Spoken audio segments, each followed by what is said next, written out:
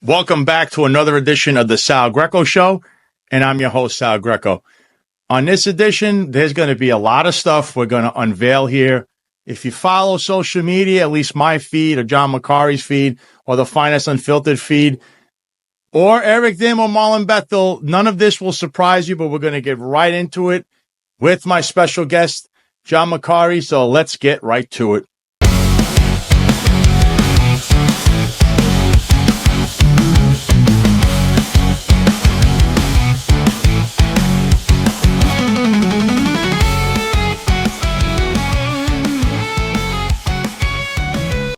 All right, welcome back to the Sal Greco Show. And as promised, I come with a special guest. He's the co-host of the Finest Unfiltered podcast, retired NYPD lieutenant, and my good friend, John Macari. How's everything, John? How you been?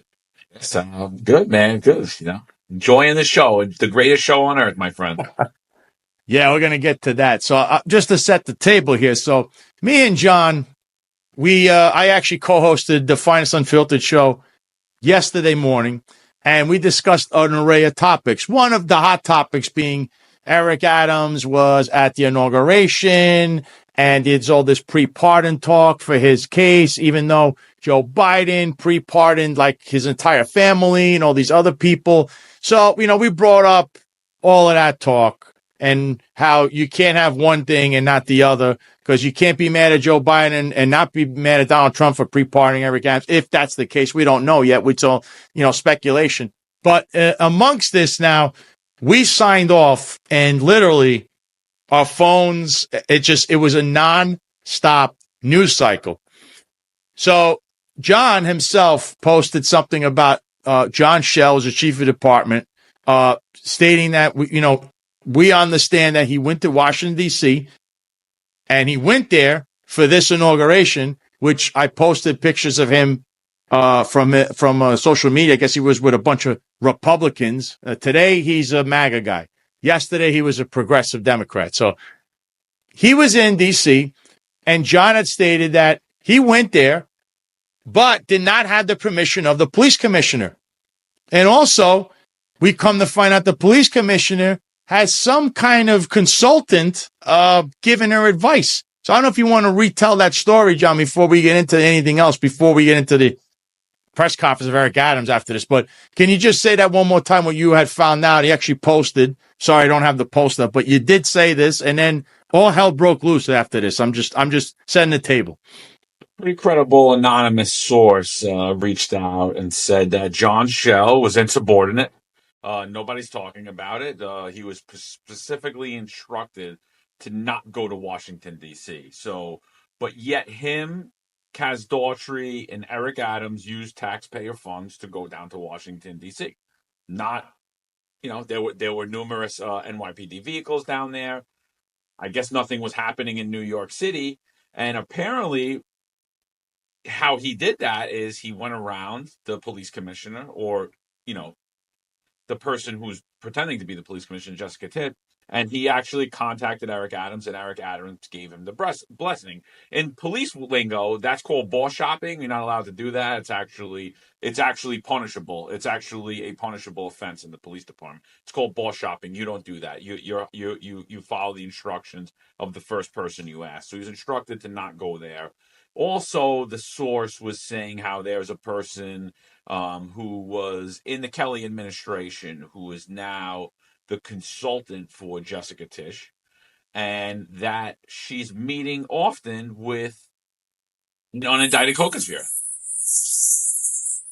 And it's pretty interesting. If you look after my tweet comes out, if you look at an unindicted co-conspirator, one that worked for New York City government and was the head of public safety, the deputy mayor of public safety, if you look at what he posted directly after my tweet came out about it, it's a little interesting. I would check it out. Very interesting. And we unveiled this live as the news came down. We unveiled this live. So that's going to set the table for what I'm going to show you. So then after this, we didn't know this. Unbeknownst to us, Eric Adams has his weekly press conference. So apparently he came back from Washington, D.C., So that I guess the NYPD, which we don't know what the hell they were doing that in to begin with. And so he has his press conference and he gets asked a bunch of questions, and one of them in particular we're going to show you because it's unbelievable. Look, this is the greatest show on earth. Eric Adams, who now is trying to mold himself into some conservative Republican because certain Republicans have business either in front of Eric Adams in City Hall or are involved in some shady business dealings behind everyone's backs. Because remember, President Trump did not invite Eric Adams personally. It was the Steve Witkoff guy. I don't know who he is, or, he's a real estate guy. Remember, real estate, they're all connected to mayors. So just to remember that. And I don't know what this relationship is. We'll look into that at a later date, but we'll just stick to what happened here at the press conference. So this was John's post. John said, after comparing his indictment to the struggles of Martin Luther King Jr. at today's press conference, New York City Mayor Eric Adams was asked if he would reinstate city workers, cops, firefighters, teachers, etc., whom he terminated over New York City's vaccine mandate. Eric Adams refused to answer the question and passed the buck to New York City Corporation Counsel.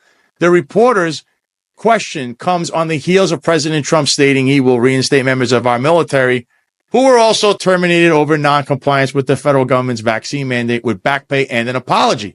The open border loving COVID mandate stormtrooper Eric Adams once again shows his true colors. I'm going to make it a nice wide screen. Hello, Mr. Mayor. How are you? After yesterday's announcement by President Trump that he will reinstate service members fired for objecting COVID vaccine mandates, will you reconsider reinstating city workers, especially first responders, fired for the same reason? Well, first of all, hats off to really want to thank those New Yorkers. COVID was a challenging time. I remember speaking with Bill de Blasio, who was the mayor at the time, on regular basis on how he had to make tough decisions. And one of the most difficult decisions, no New Yorker wants to be told they have to take a vaccine or compelled to do so. It was a very difficult decision, closing down our city. We didn't know where COVID was going to take us. It was a pandemic that impacted the whole city, and we made sure that we had to make these tough decisions. And New York has stepped up to that. And we put in place several different initiatives for those who received the mandate, and there was pathways of how to go about being reinstated. Corp Counsel is handling these cases. Corp Counsel would make the decision. I respect the decision of the Corporation Counsel as the attorney for the city to decide how do we move forward. John, so I want to, before you even answer that or get into that, just want this on record. Eric Adams is the head of New York City, and the Corporation Counsel listens to Eric Adams. If tomorrow he wakes up and says, drop the appeal, they're dropping the appeal. He doesn't need the lawyer. The lawyers will work around what their boss tells them to do. Remember, he is the elected official running the city, not the head of Corporation Counsel, who, by the way, is representing him illegally in numerous sexual misconduct cases, okay? So, and he's representing many of his friends in the police department as well. So that's just the background on that. So, John, what are your thoughts on what he said? Because I don't know what to say to that. It's just unbelievable, his answer. We watched an interview with him, Tucker Carlson, yesterday, and to me, I completely think it was a PR campaign to paint Eric Adams as a moderate. Again, it comes on the heels of Donald Trump 2 days ago announcing he will restore everyone in the military, not only with back pay, but with a public apology. And so how are we, Tucker Carlson titled his interview, Eric Adams sounds like a Donald Trump supporter. No, he doesn't. How does he sound right there? He wouldn't even answer the question. He passed the buck over to the Corporation Counsel. And he literally, if you watch the opening of that interview, and that wasn't on the recording that you play, he literally compared the plight of Martin Luther King to have civil rights in this country to him being indicted and the numerous corruption investigation and scandals that he's under, both at the federal, state, and city level, and ensnared his administration. And for him and his incompetent, corrupt friends having gotten caught with their hands in the cookie jar. And yet he's trying to make it like this is his Job moment. He had to get close to God and he's being persecuted.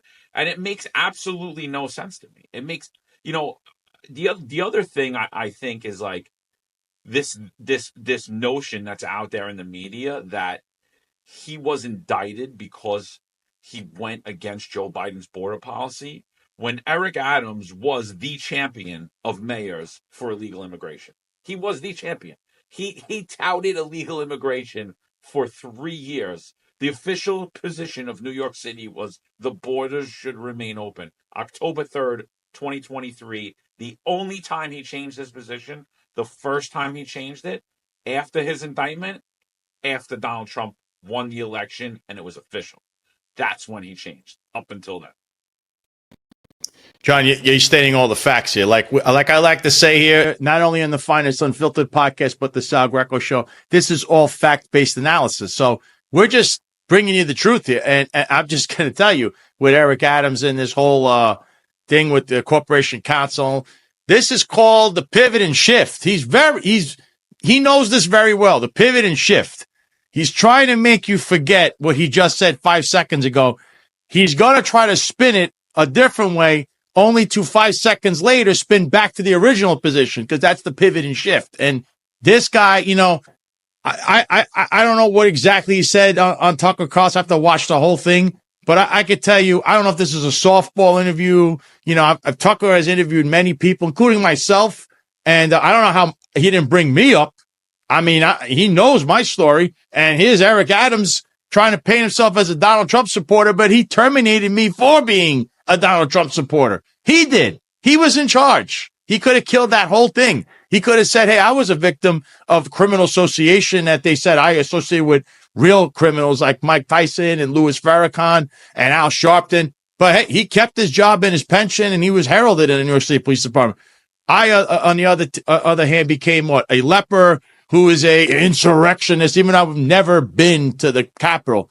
In fact, Eric Adams now, after Monday, has been to the U.S. Capitol more times than Sal Greco has in his whole life. He was there and I wasn't. So that's just the spin and the correct way of stating all of this. So besides having to deal with these appeals that he keeps, fighting, he's still going to fight them because he's got to play both sides of the aisle. He's got my case to deal with, the guy that he keeps trying to forget about, that he's not forgetting about. Because as you know, Roger Stone stated on Sid Rosenberg's Sid in the Morning show, which was co-hosted by John Catsimatidis and Curtis Lewa, that he actually saw Eric Adams at the gala, and he said, you expect to have clemency from President Trump, but I expect to have clemency then from my friend Sal Greco, who you terminated because he was my friend. I also saw your esteemed mayor, Eric Adams, who I've known well back to the days when he was a state senator. And it's pretty commonly known that he's seeking pardon in his current federal indictment, which I urge people to read because, sorry, but it's more serious than it's been depicted by some in the media. But we had a friendly exchange. And I said, Eric, you're seeking clemency from the president. I'm seeking clemency from my friend Salvatore Greco, who you, as mayor and your police commissioner, terminated after 14 years of blemishless service to the people of New York simply because he was my friend, convicted of no crime. You want mercy, you want clemency. Tell the city of New York to settle the lawsuit against Sal Greco. Maybe it's time to put this whole chapter behind us. Wow, that could be breaking news. But there's a lot of hate all over the place. The mayor committed to nothing. He was gracious. He listened. I also explained to him why I've been critical of him in recent years. It was a friendly exchange. I'm not going to characterize it beyond that. But at least there was somebody who was the bigger man in the room and not groveling over somebody who's clearly not a Republican. And maybe we need to expose the Republicans that are behind Eric Adams, whether it be business dealings, real estate dealings, casino, wannabe deals, all of that stuff. And I guarantee you one guy in that world who people just don't want to. I mean, I've never seen a guy like Steve Bannon who just He's involved in every criminal, thing, China, Miles Guo, but yet he's the greatest guy ever. And you got to be aware of this, people. I know this audience is very much, in tune with things and their fact-based analysis, and they're not going to fall for this stuff. In a year or two from now, you're going to say what Sal Greco was saying is actually true. And Steve Bannon, who was a perjurer at Roger Stone's trial, which you would have never found out had Donald Trump pre-pardoned him for that and let that whole case go through to see all that was just a corrupt trial, which was the blueprint for what came for the next 4 years.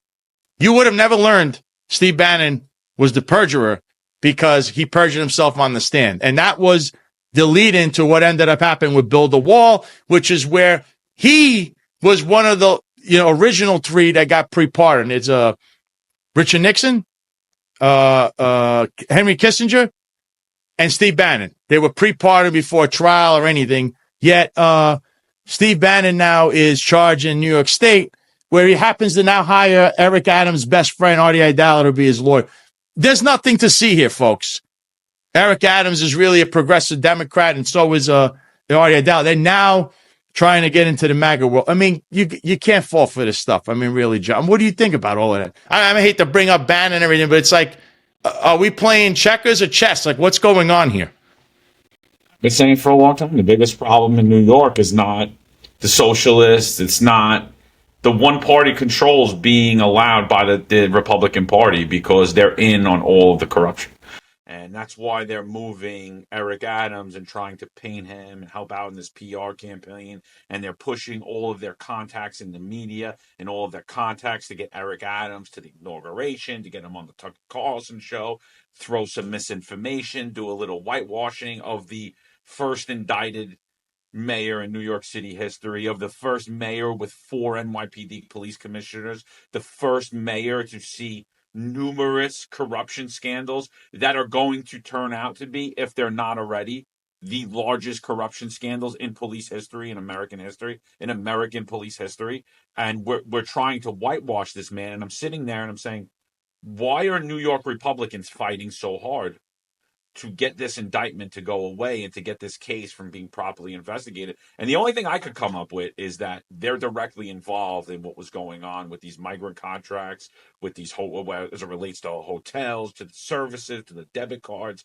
And they obviously do not want these investigations to go further, because Eric Adams is everything but a Republican. He is not anything like a Trump supporter. Like that Tucker Carlson interview, and I'm going to do it, but I'm not going to do it all at once. I'm going to go through the whole interview, and every answer that he gives, I'm going to take a separate piece of Eric Adams contradicting what he answered on Tucker Carlson's show, because everything he said contradicted something he had said prior. Literally everything. They were talking about marijuana smoke in New York, and Tucker Carlson was saying how disgusting the marijuana smoke is in New York. And Eric Adams like, yeah, we gotta do something about that. We gotta come up with that. Meanwhile, just a few months ago this summer, they were in 42nd Street holding a press conference. It smells like marijuana, and he's bragging about somebody's taking advantage of the laws we passed and how happy he was that it smells like marijuana. So it's like not like literally every position he had, he flipped on. Not even on his indictment, not even on the heels of indictment, but when it was official that Donald Trump was going to be the president, he completely did a 360. A 180. He did a complete 180 on every single one of his positions. And it's laughable that the Republicans are allowing this.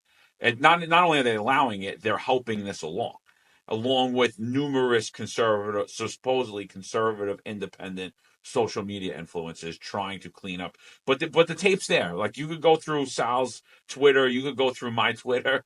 Just type in Eric Adams. You're gonna see everything that this man's been saying for 3 years, and it's everything different than what he said on that interview. And in reality, I think they just think that people are what I keep saying. They're low information voters. They're low information people. Oh, vote for me. We're the same. We're both Hispanic. We're both black. We're both Italian. Yeah. I want to vote for that. Oh, yeah. We shop at the same store. We shop at the same, we get the same suits. I think you're funny when you say, hi, I'm Eric Adams. That's why they vote for him. That's what they're aiming for. You do any research, you're going to say, my God, how is this guy not locked away for 10 years prior, for the last 10 years? That's what they're not doing. They're not doing any kind of research. They want you to stay low information. But speaking of low information, I have another post that's actually from our friend Marlon Bethel, and it goes back to what we were talking about prior with Tish, Police Commissioner Tish, and her office, and what's really going on, especially after what John unveiled on Tuesday morning. So here is our friend from the retired Unfiltered family, Marlon Bethel. And this is a post. You see Brian Burke, and it's circled. It says he's a chief security officer. And this is, I guess, his LinkedIn. And then it goes back to the McAndrews and Forbes Corporation, because it was founded by Edward McAndrews and William Forbes. And his LinkedIn also, and it's also, I believe, his own, because Ronald Perlman's on this, and he's part of the McAndrews and Forbes Incorporated. And Burke was a assistant chief in the NYPD. He made it all the way there. So this was the post. So this is what Marlon Bethel states. He's a Ray Kelly guy, old boss, but really a Ronald Perlman guy, new boss. He even resigned from his private sector job. Maybe that's why his LinkedIn was seemingly scrubbed of its photos. So how many NYPD initiatives like drones, robots, etc. are tied to the investments and ventures of the NYPD Police Foundation donors? Philanthropy seems like a great way to get government contract money to pump your venture capital endeavors, doesn't it? What's your take on what you just read and what you saw there from Marlon? Yeah, supposedly, these people are being contracted out by Jessica Tisch to help run the New York City Police Department, and they have not went through conflict of interest board checks. And now Marlon has showed you why they haven't went through the conflict of interest board check. Because if they did, they would fail glaringly. And, they would do a workaround. There would be some type of loophole, really what we like to call it as actual corruption and it would just be allowed to happen like this. The abuse of taxpayers' funds is hot and heavy. And the whitewashing of money it's disturbing at this point. It really is. It's highly disturbing what's happening in New York, and you're seeing it really is a one-party state, in my opinion. There are no elected Republicans in New York. They are all in on the game. Go down the list. Go to easy winnable seats.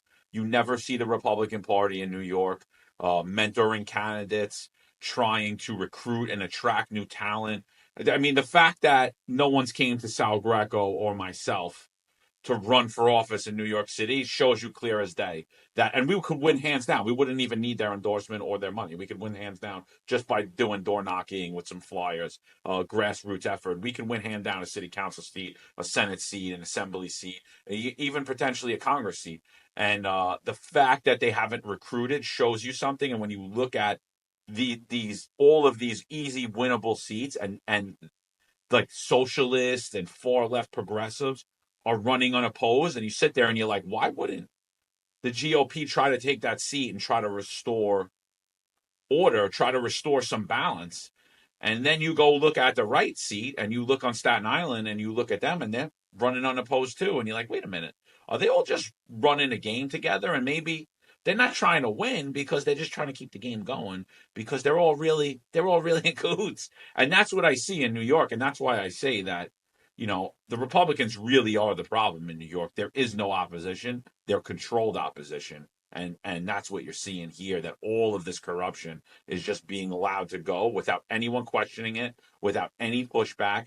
And it's funny, like the biggest supporters of Eric Adams today is the Republican Party, even though he destroyed the NYPD, even though he destroyed New York City, even though more cops have retired, left early, or resigned.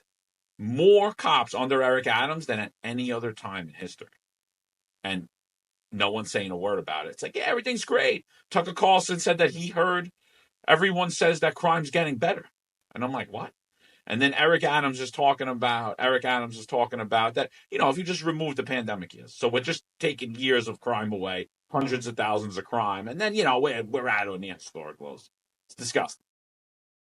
I like to state one thing. It's actually a fact that under the socialist mayor, Bill de Blasio, New York City crime was actually a lot lower than it has been under Eric Adams. And that includes the years of 2020 and 2021.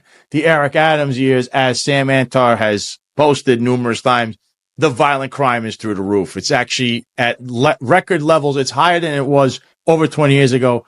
Under the illustrious Ray Kelly, who seems to be in the background of Jessica Tisch, even though I thought he doesn't like Eric Adams, you're starting to see what I'm talking about here. All you did is set one set of cronies, like the unindicted co-conspirator and Timmy Pearson. You got rid of them and enter Ray Kelly's cronies. That's all that happened here. So they wrestled away a little bit of the control at the top level, which really isn't, because as you can tell, and as I'm about to show you, Police Commissioner Tisch is not the real police commissioner. Neither was Tom Donlin. Neither was Eddie Caban. And to be all honest, I think there's going to be evidence here that proves that Keyshawn Sewell wasn't the police commissioner either. So I'm going to start with this next post because it does feature the guy we know to be the true police commissioner. So NYPD breaking news. Allegedly, former NYPD Chief of Department Jeffrey Maddrey and NYPD Deputy Commissioner of Operations Kaz Daughtry, under the direction of New York City Mayor Eric Adams, charged Chief Theodore Fedorov with justifying Kaz's executive existence in the NYPD. The Dream Team allegedly created CRT for personal promotion of then Chief of Patrol and current Chief of Department John Schell, the exact same way the Dream Team used Taru in the creation of the NYPD drone unit for Kaz Daughtry. Hashtag the Sal Greco Show. Hashtag the finest unfiltered. So, John, what are your thoughts on what you just read there? Because there's a couple more parts coming. That's just the initial one. I mean, listen, it's I kind of criticized Tina Moore when she wrote the article, who the real police commissioner was. She said a long time ago that it was when Keyshawn Sewell was still the police commissioner. She wrote an article that said that numerous people in One Police Plaza say that then Detective Kaz Daughtry was the real police commissioner. And everything we've seen is that is actually the case. I believe what's happening and what the case that you're laying out is Jessica Tisch has been brought in to clean up the image of the New York City Police Department. Did a little bit of a good job in the beginning, but the fact that Kaz Daughtry remains, numerous of his employees were caught in this overtime scandal, and he was not ousted for it. Just they were. Same goes for John Schell. John Schell was actually promoted. And we don't see them online anymore. We don't see them doing social media posts. So they're like being brushed off the side in the public eye. But the day-to-day operations are still being run by Kaz Daughtry and John Schell. Obviously, Jessica Tisch, told him not to go to Washington, D.C., and they went anyway.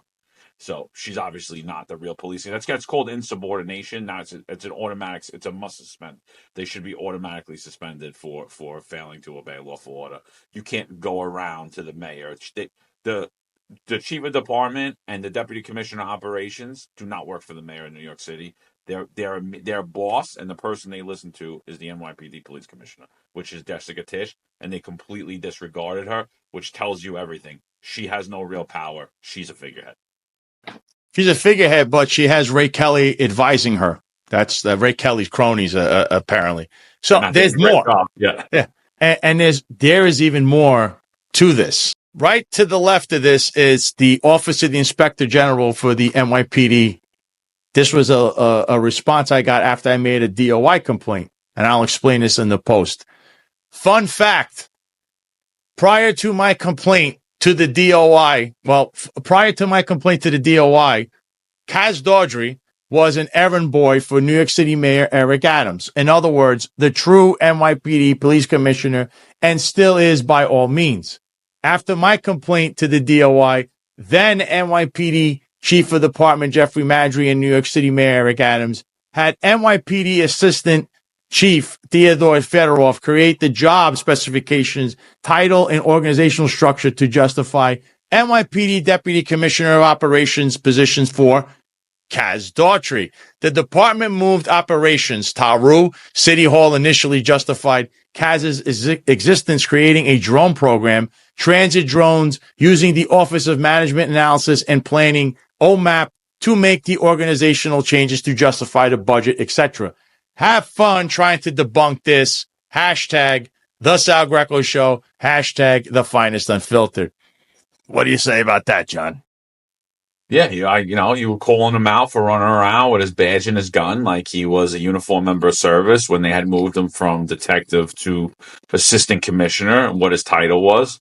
When you filed that complaint, yeah, almost immediately he was bumped up to deputy commissioner of operations, and it falls in line, And I think the chief you mentioned, I'm hearing that he may have been hit with a federal subpoena.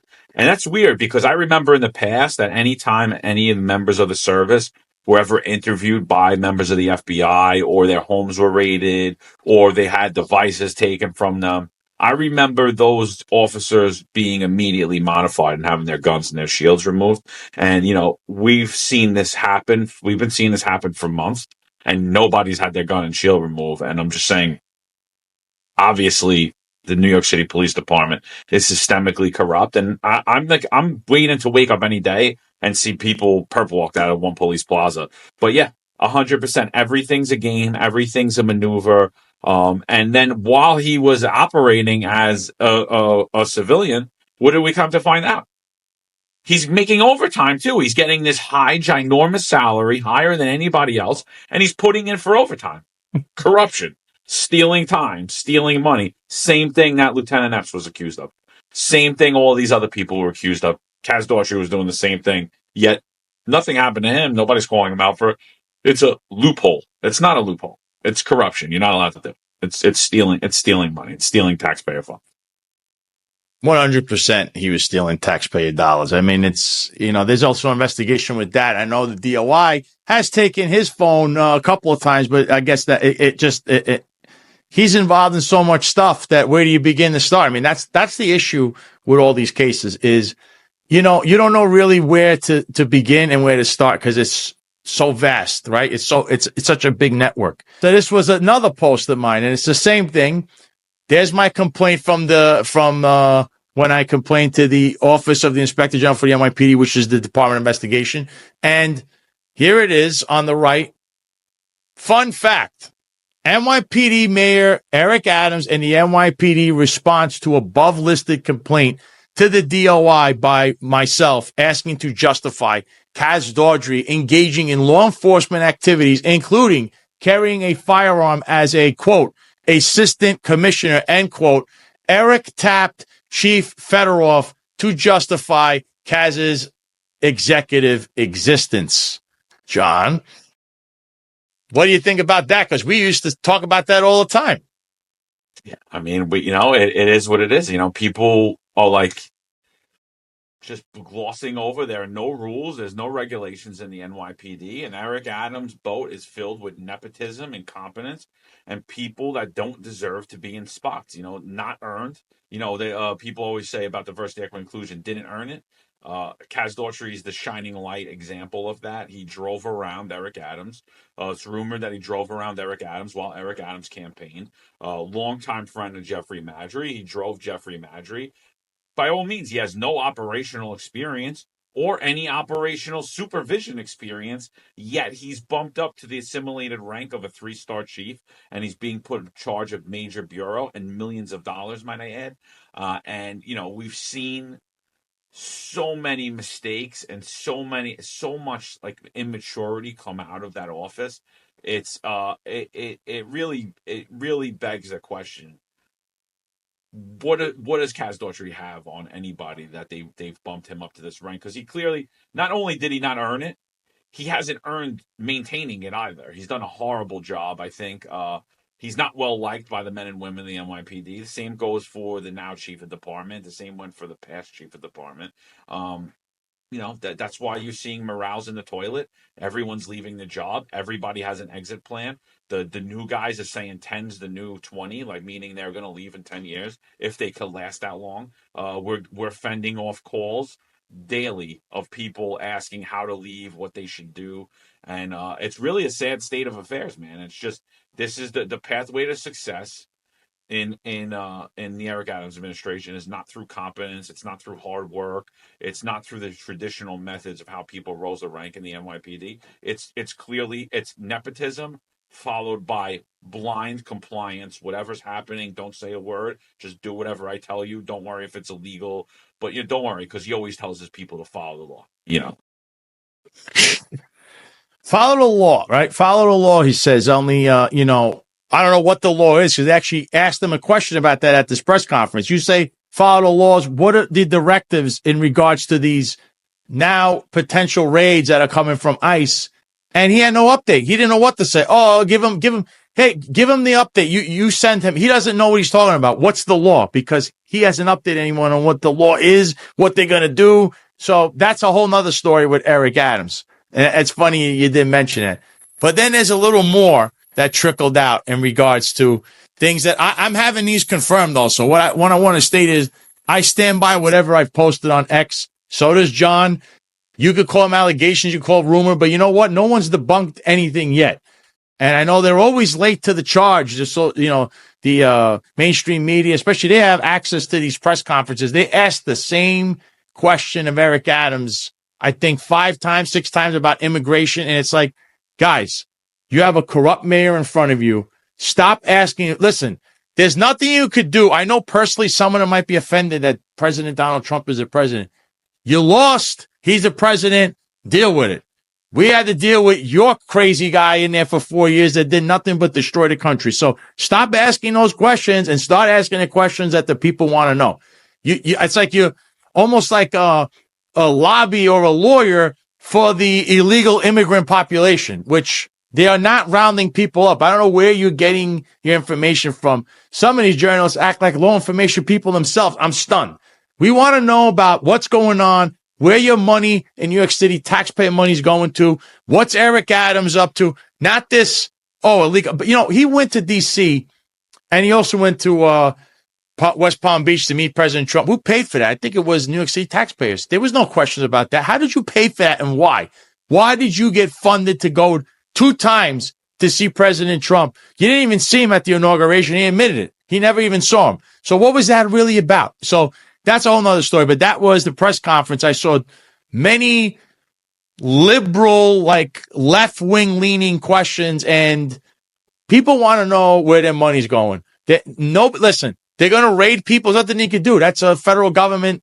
That's a real federal government job, or national government, as Eric Adams has stated. Because he did state once again that he was the Biden of Brooklyn. I don't know if you heard that. He said, I stated I was the Biden of Brooklyn. He did mention that at the press conference. That's actually hilarious that he would go back to saying that. Here's another fun fact. City Hall personnel not employed with the NYPD received NYPD identification cards compromising department facilities, crime scenes, including NYPD headquarters. And what about the under-the-table, unrestricted NYPD parking plaques distributed to the executive management's friends and family? Have fun trying to debunk this one, too. Hashtag the Sal Greco Show. Hashtag the finest unfiltered.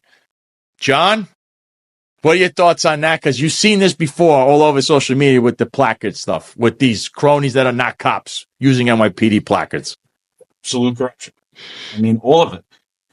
People have ID cards to get into sensitive locations. This appears to be pay for play to me. This appears to be more quid pro quo. We're giving NYPD identification cards to people who aren't vetted by the NYPD, people who aren't members of the NYPD. We're giving parking placards. At the same time, we're getting in line with this congestion price. All of it, none of it makes sense to me. And it's pure, utter corruption. Anyone that was involved in any step of the matter should be immediately suspended. All of those plaques should be immediately confiscated. And there should be an investigation done into who got identification cards, who got plaques, and why. And I think when you start to ask those questions, people's heads are going to spin. And just go back on the reporters. Listen, Trump deranged syndrome's real, man. It's totally real. And you could tell a lot of those people had to take a couple of days off of work after the election, because you're right. They're more concerned about the fact that Eric Adams met with Trump than what he did wrong by meeting with Trump. Why did he use taxpayers' funds to go there? They're not concerned about the corruption at all. It's just about that what did he say to Trump? What did Trump say? Why is he aligning with Trump? And you're 100% right. They're out today. ICE is out today. Are people is the churro lady getting rounded up and deported? No. Like, stop the lies. But they're going after public safety threats. This should be a bipartisan. This should be a bipartisan support. Yeah. Public safety threats. We should get out of the countries. That's it. That is the law. They're going after these people that not only a public safety threat, but they're part of gangs. We recognize them, especially law enforcement community. When they get arrested, there's no notifications to ICE. Oh, that's what we're talking about. We're not talking about just knocking on a door. These people, again, it is Trump derangement syndrome, because you focusing on Trump. What is he saying? Oh my God, you're still stuck in this. And I'm going to say this once again. Donald Trump, President Trump, won the majority of votes in his country. Being MAGA is the majority. It's always been the majority since this guy got onto the political landscape.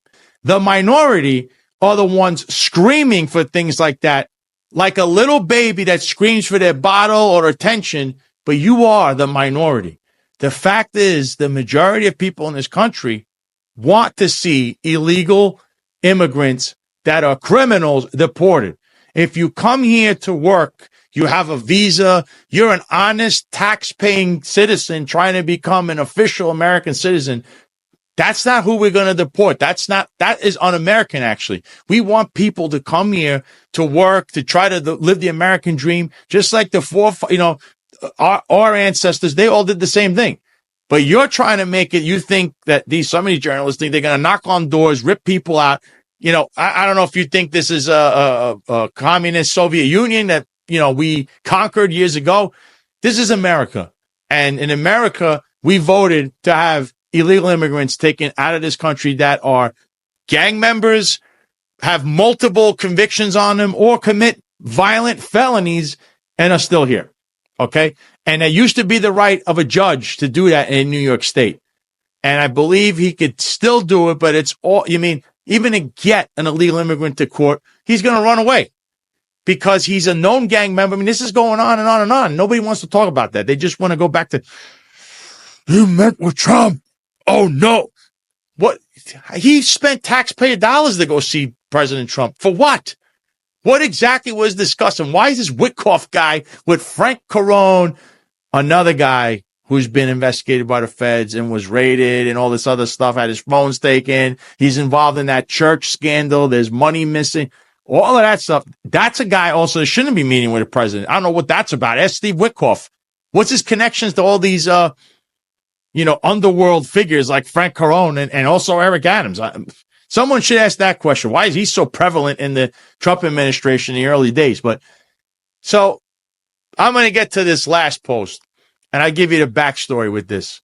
So after all this expose we've been doing today, I received a call from someone, I guess somebody we both know in the political sphere, and said, Sal Greco, you got to be careful because the Democrat Party's trying to come after you. They're going to do all kinds of things to you. I don't know. You're going to send a mob associate my way? Or you're going to threaten me online? Because we already know we have guys DMing me that want to know who the rat and the snitch is giving photos, some cop, because I don't know what that was about, Eric Adams goons. We have people that were already threatening the lives of John Macari and Eric Adams' children online under a moniker. They were another NYPD cop that got booted. So you're using cops as stooges. That's one of your first problems. The second one is they apparently are very upset that Consa Frito is no longer in business, because, as you know, that's the Hall of Felons where everything and anything went. And it was the hub for this little group. And it's an eclectic group of politicians, cops, attorney generals, all these lobbyists, real the powerhouse behind. So I got this call, they're going to try to delay your case and they're going to make this go long. So now my case is going to get delayed. Apparently they're going to use some tactic. I hope anyone in the federal government listening, they're going to try to do this apparently. I mean, that's what they're trying to do, these mob tactics. But then this was my answer, because trust me, I know a lot more about what you're doing than what I could have possibly be doing. I'm not even a politician, nor I'm a cop. And I stand by my record as a cop because I have my accolades behind me. And I walked away with an unblemished record. There's nothing there. Nothing. You guys dug up like you were digging on me, like you were digging for my grave. And the best you could do is say, we don't like that you're friends with Roger Stone and you're a Trump support. That was the whole gimmick of what you were doing. So let me show you what we did find out. Fun fact. NYPD First Deputy Commissioner Tiny Kinsella's office approves or disapproves New York City Police Foundation expenditures, department donations, including department gadgets, police equipment, hotel rooms, food, office luncheons, etc. NYPD Deputy Commissioner Kaz Daughtry is one of the holders of a credit card to be used for expenditures. What's going on there? Is anyone going to ask the NYPD Police Commissioner or Kaz or Eric Adams about this? Or are we going to be subjected to Tucker Carlson interviews of Eric Adams with no real substantive answers from Eric, who is always, quote, pivoting and shifting, end quote. Hashtag the Sal Greco Show, hashtag the finest unfiltered. So, John, that's an exclusive. What is your thoughts on that one? Listen, I'd love to see the expense records for all this stuff, all of it. But if they're using money through a not-for-profit, that's a problem. That's a big problem. Like, how are we getting those records? How are we seeing what's being spent? And, I've been asking for a while. Kaz Daughtry seems to wear very expensive clothing, all heavily embroidered, all embroidered to like the nines, with Deputy Commissioner of Operation everywhere. He's got his own hats, his own jackets, and I never see any of these clothing items twice. And I'm telling you right now, it doesn't appear to me that he's paying for this, because I know myself and I know cops, and I know cops traditionally. If you're going to spend money on your uniform, you're going to wear it more than once. You're not going to have a new uniform item in every different color and all different days, and it has embroidery all over it, on the front, on the sleeves, on the back. These are hundreds of dollars each piece of clothing. And we see it over and over again, on top of, Eric, it used to be when he was the borough president, Brooklyn was an international borough. Then when he was a state senator, New York was an international state. Now it's New York City is an international city, and the New York City Police Department is an international department. But all of this traveling is being done. It's rumored that this kid had 7 take-home cars coming out of a confidential rental agreement, like the confidential rental, the confidential rentals, auto and leasing rentals. Leasing office, yeah. Yeah, so it's 7 of them. So what do you need 7 of those cars for, right? Obviously, you would only need 1 at one time. Maybe if you had a detail and you had 2 drivers, let's just say 3, maybe. I think that's even a complete overstep, because you shouldn't have 1. You should have 1 department vehicle. That's it. But no, he had 7. And we're supposed to sit here and believe that everything's on the up and up, that there weren't people that weren't tied to the New York City Police Department using vehicles that were insured and registered by the New York City Police Department, with the gas being paid for them, with the tolls being paid for them, and every single other thing, dinners, meals, what's being paid for, where's it coming, how much money is being spent. This is pure, complete corruption. It's clear as day. It's clear as day. It's smacking me in the face how corrupt you posting that is, and that seeing what that is. Like, it's just unfettered access to money from not-for-profits that I'm sure the people donating wouldn't be happy if they found out where their money was actually going to. And also a complete misuse of taxpayer funds and probably potentially federal funds as well. So no respect for the law. And I want to state another thing. So we do see that it's a police foundation credit card. We don't understand why he would have access to it. Obviously, it's supposed to be only I believe the police commissioner. It's one of his foundations. So Daughtry having this credit card is already a problem. What it's being used for is another problem. And also, why can't we see the expenditures of, let's say, what's going on here? Because he's supposed to only have an NYPD credit card. Obviously, things that are used for department purposes, computers, all this kind of stuff would come out of the NYPD account. What's coming out of the police foundation's account, and why is this guy in particular, the deputy commissioner of operations, what is he doing with that credit card? I love to hear them try to debunk this one, John. It's like there's so many things, so many levels of corruption here at every facet, all over the place, whether it's people that are no longer working in this administration, some that might be still advising the police commissioner, some that are still there right now.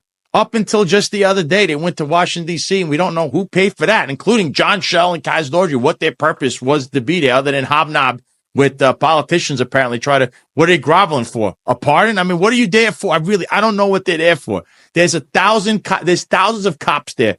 And I understand the NYPD was allegedly pulled from being there to begin with because they didn't want to waste their resources. This is from another source in the NYPD in regards to NYPD Police Commissioner Jessica Tisch stated, we're not going to have any cops there because they wanted to allocate, they're looking at the budget, but apparently they showed up anyway. So that's a whole nother question that we could have, and we could go on and on and on. So here's the real question, John. The preemptive pardon question, because we did talk about this on the Finance Unfiltered podcast. So is it a good idea to preemptively pardon Eric Adams? And do you have a problem with the preemptive pardons of what Joe Biden did when he pre-pardoned his whole family, people in January 6th committee? What are your thoughts on all of that? Preemptive pardons are absolutely disgusting. I think it's a complete overreach and an overstep of authority. When I looked at what happened with Anthony Fauci, Mark Milley, the January 6th committee, I was disgusted by it. And it's not because Joe Biden did it. It's because, we're pardoning people for crimes they may have potentially committed. If they committed crimes, more than likely they're victims. So what are we doing by doing that? We're re-victimizing victims, right? So I'm not for it. I'm not for a criminal-centric society. I'm for a victim-centric society. And currently what we're seeing in this country, and especially in New York City, is we are a criminal-centric society. Criminals, everything revolves around criminals. Victims are left out in the cold. The everyday working people is left out in the cold. And the same's true. I don't care if Donald Trump gives a preemptive pardon to Eric Adams or anyone else for that matter. I don't support it. I don't think it's wrong. I think it's completely wrong. I think that the American people deserve to see what evidence is being presented against these people, what those investigations entail. Let the court process play out, the judicial process play out. Let due process take its course.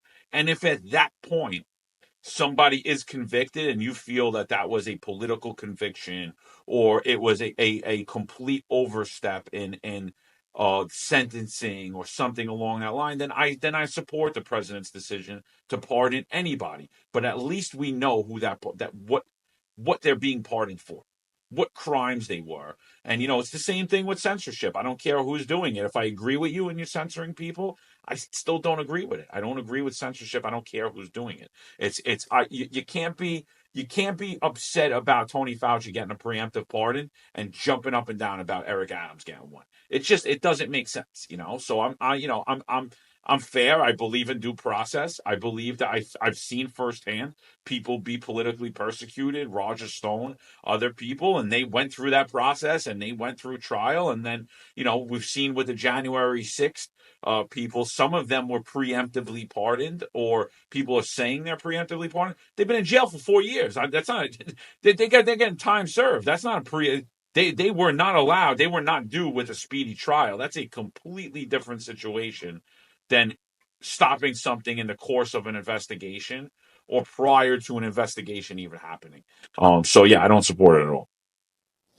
I'm going to echo your sentiments here. Preemptive pardons, I'm not for, only because I had to live through Roger Stone's trial. I saw how corrupt that process really was in D.C. You don't get a fair trial. It is really rigged against you. Roger Stone couldn't even put on like evidence for his own defense. He was denied that, and so were many other January 6th defendants. They were also victims of what I believe was a trap. Many of those people were trapped in. What do I say? Well, you might say they're not allowed in the building during this official, an official act of Congress. They were in there, but there were no signs. Nobody told them anything. You should have known better. Well, there were many officers who were just escorting people in, opening the doors, telling them to walk in. And these people that just walked in and walked out and didn't know what was going on, they're not from Washington, D.C., they had to go through a trial and have a felony conviction and be called an insurrectionist because it was basically entrapment. If you think that's okay, you need to do some soul searching because that's what they used to do in the Soviet Union. This is America, not Soviet Union. And you better stop with this doing things with your feelings. When you make judgments and do movements based on your feelings, that's where we all make a mistake. Now, I'm going to mention one other person here that had a 30-year sentence because they allegedly wrote a social media post or allegedly had an email that they never even opened off a Telegram, okay? But he's known as the leader of a notorious group that many people on the left don't like. But this person was sentenced to 30 years for a social media post and an email he never opened and was never in Washington, D.C. Now, if you think in America that sentencing someone for 30 years who didn't even commit an act of, there was no criminal act committed by this person, you need your head examined, really. And stop looking at your feelings because that's how you get in trouble. You don't like this guy, so you want to see him in prison for the rest of his life. But what did they really commit? What crime did they commit? That's where you need to do some soul searching because you're going down that road of, hey, man, this was Soviet Union. They just grabbed people off the street and threw them in a gulag. And they did whatever they wanted with them. And that's kind of what was going on here. Oh, yeah, they assaulted some cops. 140 cops got hurt. And I was a cop, and I'm not happy about that. But guess what?